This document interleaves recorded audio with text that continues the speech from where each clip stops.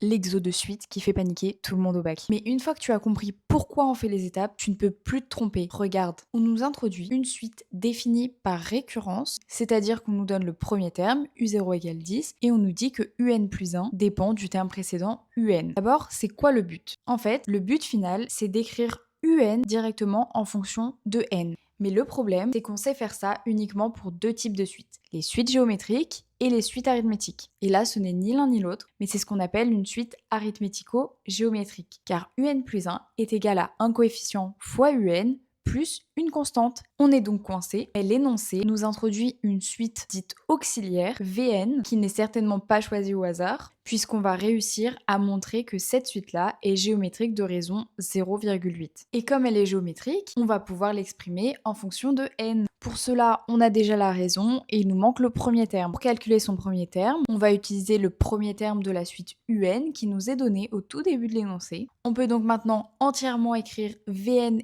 explicitement, c'est-à-dire uniquement en fonction de n. Et pour conclure, on peut écrire UN également explicitement grâce à la relation entre UN et VN. Dans ce genre d'exercice, le bac te guide énormément puisqu'on te donnera la relation entre VN et UN, mais la démarche, tu dois la connaître par cœur et être capable de te la dérouler tout seul dans ta tête sans support. Et si tu arrives, alors tu ne feras plus jamais d'erreur sur ces questions-là.